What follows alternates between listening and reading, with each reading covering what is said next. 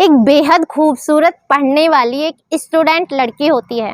वो बाहर रह कर के पढ़ाई कर रही होती है।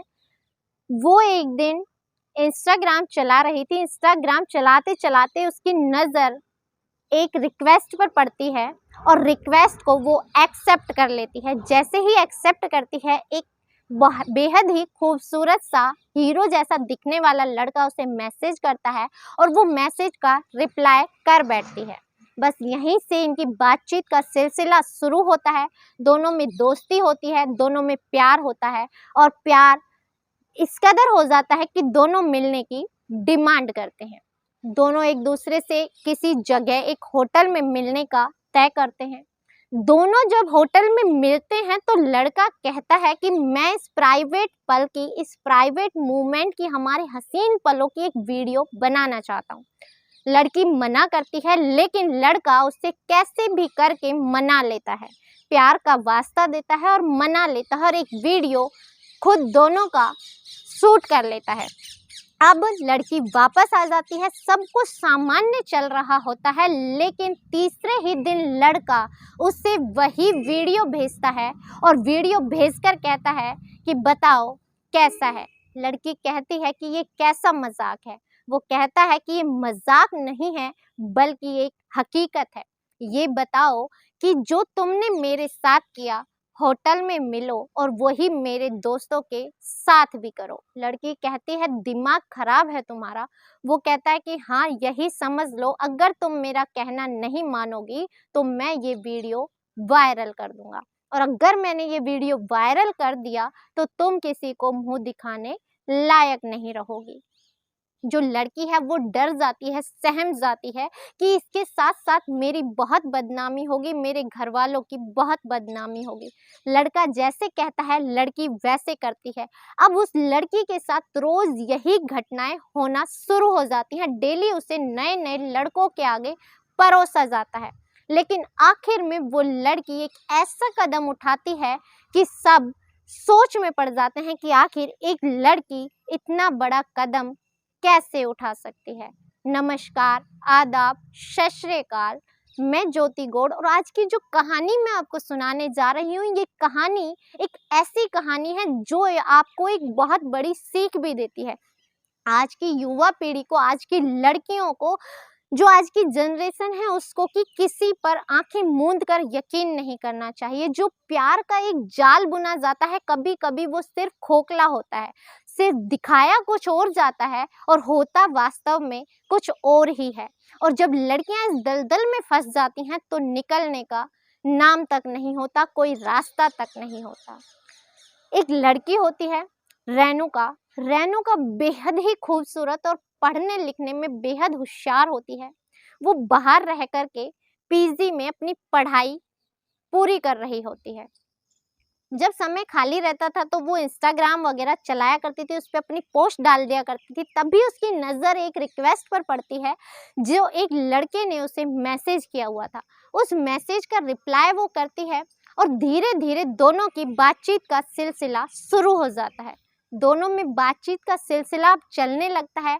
दोनों अब फ़ोन पर बातें करने लगते हैं, कॉल पर बातें करने लगते हैं, वीडियो कॉल पर भी बातें करने लगते हैं। दोनों के अंदर प्यार बढ़ने लगता है। दोनों एक दूसरे से शादी का वादा करते हैं और फिर मिलने का प्लान बनाते हैं। एक होटल में मिलने का वो फैसला करते हैं और जाकर के एक होटल का कमरा बुक करवा लेते हैं।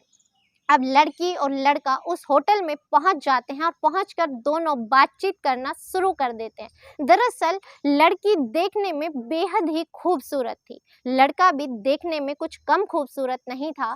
तो लड़की सोचती है कि वाकई में मैं कितनी खुश नसीब हूँ, मुझे ऐसा लड़का मिला और जो मुझे इतना प्यार करता है, मुझे इतना समझता है, मेरी भावनाओं की कद्र करता है। दोनों एक दूसरे से बातचीत करते हैं और दोनों एक दूसरे को हग करते हैं। अब लड़का कहता है कि मैं तुमसे शादी करना चाहता हूँ। लड़की कहती है कि ठीक है, हम लोग शादी कर लेंगे। लड़का कहता है कि मैं तुम्हें पूरी तरह से अपना बनाना चाहता हूँ, उसके लिए मैं तुमसे शादी करना चाहता हूँ। लड़की कहती है कि ये एक अच्छा फैसला है, तुमने मेरी भावनाओं की कद्र की, तुम मुझसे शादी करना चाहते हो, मैं भी तुम्हें बेहद प्रेम करती हूँ, मैं भी तुमसे शादी करना चाहती हूँ।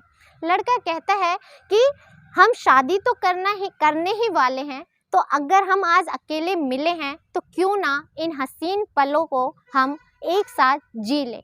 लड़की विरोध करती है कि जब हमें शादी करनी ही है तो शादी से पहले ये सब क्यों? शादी के बाद तो हमें एक दूसरे के साथ रहना ही है। शादी के बाद पति पत्नी की तरह से रहना और संबंध बनाना हमारे लिए एक आम बातें होंगी और हम दोनों एक दूसरे को बेहद प्यार भी कर पाएंगे और इस रिश्ते को सम्मान भी दे पाएंगे। लेकिन लड़का अब जिद कर लेता है, कहता है कि तुम्हें मेरे प्यार पर यकीन नहीं है, या तो तुम मुझे समझती हो कि मैं तुम्हें धोखा दे दूंगा, या फिर ऐसा हो सकता है कि तुम मुझसे प्यार करते ही नहीं हो, सिर्फ दिखावा कर रही हो। अब जो लड़की है वो बेहद परेशान हो जाती है, क्योंकि वो वाकई में उस लड़के को बहुत ज़्यादा प्यार किया करती थी, एकदम सच्ची मोहब्बत। अब दोनों एक दूसरे के करीब आते हैं और फैसला करते हैं कि वो एक रिलेशन बनाएंगे, एक दूसरे से संबंध बनाएंगे। इसी बीच लड़का एक डिमांड और रख देता है, कहता है कि शादी से पहले का ये एक खूबसूरत पल है, इसके बाद तो हम पति पत्नी हो जाएंगे, ये शायद हम आखिरी बार गर्लफ्रेंड बॉयफ्रेंड है, इसके बाद तो हम शादी कर लेंगे, शादी के बाद हम पति पत्नी बन जाएंगे, एक अलग रिश्ते में जुड़ जाएंगे, क्यों ना हम इस गर्लफ्रेंड बॉयफ्रेंड वाले हसीन रिश्ते को कैमरे में कैद कर लें। लड़की कहती है कि ये सब सही नहीं है, लेकिन लड़का उससे जैसे तैसे करके मना लेता है। लड़का 10 मिनट 42 सेकंड की एक वीडियो शूट करता है। शूट करने के बाद लड़की और लड़का एक दूसरे को बेहद प्यार करते हैं और प्यार करने के बाद लड़का उससे गिफ्ट देता है और कहता है कि हम जल्द मंदिर में मिलकर शादी करते हैं, मैं शादी की पूरी तैयारी करके तुम्हें फ़ोन करता हूँ, जल्द ही मैं तुम्हें शादी का जोड़ा दिलाने के लिए भी लेकर चलूँगा। हंसी खुशी लड़की को विदा कर देता है और अपने अपने रास्ते दोनों चले जाते हैं। अब सब कुछ ठीक चल रहा है, सब कुछ सामान्य चल रहा है, लड़की की खुशी का कोई ठिकाना नहीं है, लड़की बेहद खुश है। बस उसे एक डर सता रहा है कि घर वालों को क्या जवाब देगी, लेकिन सोचती है कि जब शादी कर लेगी तो शादी के बाद घर वालों को बता देगी और घर वालों को जैसे तैसे करके मना लेगी, क्योंकि रोहन बुरा लड़का नहीं है, वो अच्छा लड़का है, अच्छा दिखता है, सुंदर है, अच्छा उसका बिजनेस है, अच्छी उसकी इनकम है, तो घर वालों को कोई ऐतराज़ नहीं होगा। ये सारे सपने बुनते बुनते ऐसे ही 2 दिन बीत जाते हैं और अचानक उसके मोबाइल में एक मैसेज आता है। मैसेज देखकर उसकी आंखें खुली की खुली रह जाती हैं और वो देखती है तो क्या देखती है, रोहन और रेणुका का जो वीडियो था होटल का, वो उसमें वीडियो होता है।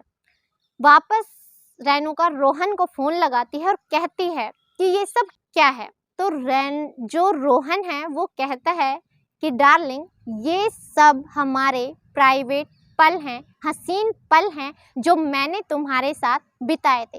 वो कहती है ये सब ठीक है, लेकिन ये तुमने मुझे क्यों सेंड किया है?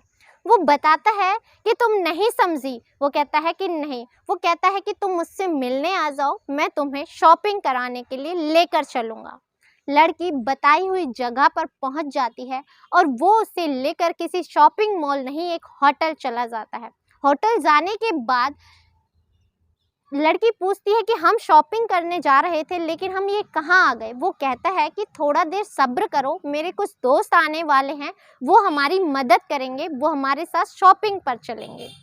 अब जैसे ही उसके जो 2 दोस्त आते हैं, वो रूम में जाता है और रूम में लड़की को अंदर धक्का देकर बाहर से दरवाज़ा बंद कर देता है। लड़की ज़ोर ज़ोर से चीखती है, चिल्लाती है, लेकिन कोई उसकी नहीं सुनता। अब लड़का अंदर से बाहर जाने के बाद लड़की को फ़ोन लगाता है और फ़ोन लगा करके कहता है कि देखो रेणुका, जो कुछ तुमने मेरे साथ किया वही तुम मेरे दोस्तों के साथ भी करो।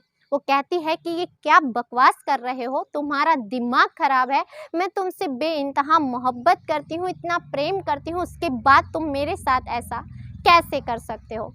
लड़का कहता है कि प्यार मोहब्बत एक जगह, अगर तुम मुझसे वाकई मोहब्बत करती हो तो जो तुमने मेरे साथ किया वही मेरे दोस्तों के साथ भी करो, वरना मैं ये वीडियो सोशल मीडिया पर वायरल कर दूंगा और तुम कहीं मुंह दिखाने लायक नहीं रहोगी। वो कहती है कि तुम मेरे साथ ऐसा नहीं कर सकते। लड़का कहता है कि मैं वाकई में ऐसा कर सकता हूँ। लड़की रोने लगती है, गिड़गिड़ाने लगती है, लेकिन कोई उसकी नहीं सुनता। अब जो उसके दोस्त हैं उसके साथ दरिंदगी करते हैं, उसके साथ रिश्ता बनाते हैं और अपने अपने चले जाते हैं। लेकिन ये सिलसिला यहीं ख़त्म नहीं होता। अब हर 2 दिन में 4 दिन में रोहन नई नई लड़कों के सामने रेणुका को परोसने लगता है। लड़की परेशान हो जाती है। परेशान होकर वो उस लड़के का फ़ोन कॉल उठाना बंद कर देती है। लड़का भी परेशान हो जाता है। एक दिन वो नए नंबर से रेणुका को फ़ोन लगाता है और कहता है कि मैंने आज तक जो किया मैं उन सब के लिए तुमसे माफ़ी मांगता हूँ। मैंने जो कुछ किया मुझे मेरी गलतियों का प्रायश्चित करने का मौका दो, अब हम वाकई में विवाह कर लेंगे। लड़का रोने लगता है, रोते हुए घड़ियाली आंसू बहाता है और लड़की पिघल जाती है और पिघल कर उसकी बातों में फिर से आ जाती है। अब जो लड़का है कहता है कि ठीक है, हम शादी करते हैं, हम फला फला जगह मिलते हैं, तुम मुझसे आकर के मिलो, कुछ सामान लेकर के आना, फिर हम शादी कर लेंगे और वहीं पर रहना शुरू कर देंगे। लड़की तैयार होकर के वहाँ चली जाती है और इंतजार करती है। गाड़ी आती है, गाड़ी में लड़की बैठ जाती है क्योंकि उसमें पहले से रोहन बैठा हुआ था। गाड़ी चलने लगती है तो लड़की कहती है कि अब हम कहाँ जा रहे हैं। लड़की से कहा जाता है कि तुम शरबत पियो, दिमाग ठंडा करो और फिर आगे हम बताते हैं। शरबत में पहले ही एक नशीला पदार्थ मिला दिया गया था। नशीला पदार्थ जैसे ही रेणुका पीती है वो बेहोश हो जाती है, उससे कोई होश नहीं रहता। अब जो गाड़ी में जितने भी 4 लोग बैठे हुए थे वो चारों बारी बारी से उसके साथ दुष्कर्म करते हैं, रिश्ता बनाते हैं और रिश्ता बनाने के बाद गाड़ी को अब एक दिशा में लेकर जाना शुरू कर देते हैं और जो रास्ता खत्म होता है वो एक कोठे पर खत्म होता है। कोठे पर ले जा करके जब लड़की को बेचा जाता है तो उसकी कीमत 4 लाख रुपए तय की जाती है और 4 लाख में रोहन रेणुका को बेच करके आ जाता है। शाम तक जब रेणुका को होश आता है तो वो अपने आप को एक ऐसी जगह पाती है जिसे वो न जानती है न पहचानती है। लेकिन रेणुका बेहद ही पढ़ी लिखी लड़की थी जिसने दुनियादारी देखी थी।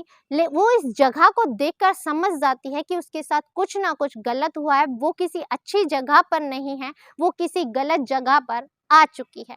अब उसके सामने एक महिला खड़ी है जो उसे डांटते डपटते कहती है कि अब बहुत आराम कर लिया महारानी, खड़ी हो जाओ, खड़ी होकर के तैयार हो जाओ, ग्राहकों के आने का समय हो रहा है। वो पूछती है कि मैं यहाँ कैसे आई, तो वो बताती है कि कोई बड़ी बात नहीं है, तुम्हारी जैसी लड़कियां झूठे प्यार के आशिकों के चक्कर में पड़ जाती हो, वही आशिक तुम्हें कुछ चंद रुपयों के लिए बेच करके चले जाते हैं। वो समझ जाती है कि रोहन ने फिर से उसे धोखा दिया। अब उसके पास कोई चारा नहीं है, उसे मारा जाता है, पीटा जाता है और आखिर में उससे मना लिया जाता है उस दलदल में धंसने के लिए। अब लड़की खूबसूरत है, बहुत सुंदर है, पढ़ी लिखी है। जब ग्राहक आते हैं तो लगभग उसी लड़की की डिमांड करते हैं। ये सिलसिला अब चलने लगता है। लड़की की हालत खराब होने लगती है, वो बीमार रहने लगती है, लेकिन कोई उसका ख्याल नहीं कर रहा होता। तभी जो उसके घर वाले हैं वो उसे ढूंढना शुरू कर देते हैं, लेकिन वो उसे नहीं मिलती। वो बेहद परेशान है, करे तो अब क्या करे। तभी वहाँ पर एक व्यक्ति आता है जो नॉर्मल तरीके से उसी लड़की के गांव का यानी लखनऊ का रहने वाला था, उसी तरीके से बातचीत करता है। बातचीत करने से समझ में आता है कि ये वहीं का है। वो उसके हाथ जोड़ लेती है, पैर पकड़ लेती है, कहती है कि मैं तुम्हारी डिमांड पूरी नहीं कर सकती, मैं बहुत ज़्यादा थक चुकी हूँ और मैं बीमार भी हूँ, शारीरिक रूप से भी और मानसिक रूप से भी। अगर हो सके तो मेरी मदद कर दो। वो कहता है कि बताओ मैं तुम्हारी कैसे मदद कर सकता हूँ। तो वो बताती है कि फला जगह की मैं रहने वाली हूँ, ऐसे-ऐसे एक लड़के से प्यार करती थी और उसके प्यार के चक्कर में मैं उसके झांसे में आ गई और वो मुझे यहाँ पर बेच करके चला गया। अब लड़का कहता है कि यहाँ से तुम्हें भगाकर ले जाना तो आसान नहीं है, लेकिन मैं कुछ तरकीब लगाता हूँ, उसके अनुसार मैं शायद तुम्हें बचाने की पूरी कोशिश करूँगा। अब वो वहाँ से निकलता है और निकल करके जा करके महिला आयोग में शिकायत दर्ज कराता है। महिला आयोग की जो शिकायत है वो महिला वहाँ की जो इंचार्ज होती हैं वो थाने में इन्फॉर्म करती हैं। थाने में बताया जाता है कि ऐसे-ऐसे एक लड़की को लाया गया है और बेच दिया गया है। अब पुलिस एक जाल बुनती है, उसी लड़के को वापस से ग्राहक बना करके उस कोठे पर भेजा जाता है। लड़का जाकर के कहता है कि मुझे वही लड़की चाहिए। कीमत ज़्यादा मांगी जाती है, वो उतनी कीमत भी देता है। जाने के बाद पुलिस तुरंत से छापा मारती है। छापा मार करके रेणुका को और उस लड़के को पकड़ लिया जाता है। साथ में उस कोठे में जितनी भी और लड़कियां थी जिन्हें बंधक बनाकर रखा गया था, उन्हें भी बरामद कर लिया जाता है और उनसे पूछताछ करके उन्हें उनके घरों में छोड़ दिया जाता है। अब जो लड़की है वो बताना शुरू करती है कि ऐसे-ऐसे रोहन ने इंस्टाग्राम पर उससे दोस्ती की, दोस्ती करने के बाद उसके साथ शारीरिक संबंध बनाए, उसके अश्लील वीडियो बनाई, उसकी धमकी देकर वो उसके दोस्तों के सामने उसे परोसता था और जब यहाँ तक भी उसका बस नहीं चला तो वो मुझे कोठे पर बेच करके चला गया। जब ये सारी कहानी पता चलती है तो तुरंत रोहन को धर दबोचा जाता है और रोहन को धर दबोचने के बाद उसके कुछ साथियों को भी दबोच लिया जाता है। फिलहाल रोहन हिरासत में है, उसको कानून क्या सज़ा देगा वो तो कानून ही जानता है, लेकिन यहाँ पर लड़कियों का विश्वास मर जाता है और यहाँ पर लड़कों पर से विश्वास भी उठ जाता है। कहते हैं पाँचों उँगलियाँ बराबर नहीं होती, हर एक व्यक्ति एक जैसा नहीं होता, लेकिन फिर भी आंखें बंद कर कर किसी पर यकीन नहीं करना चाहिए। सिर्फ इतना कहा जा सकता है कि लड़कियां आंखें बंद करके किसी पर भी यकीन ना करें और लड़कियां ही नहीं, लड़के भी आज के वक्त में आंखें बंद करके किसी पर यकीन ना करें, क्योंकि शायद जो आपको दिखाया जा रहा है वो हकीकत है ही नहीं, सिर्फ एक लुभावना सपना है। इसी के साथ इजाज़त दीजिए, मिलते हैं अगली किसी सच्ची घटना के साथ। तब तक अपना ख्याल रखें, स्वस्थ रहें, सुरक्षित रहें। जय हिंद, जय भारत।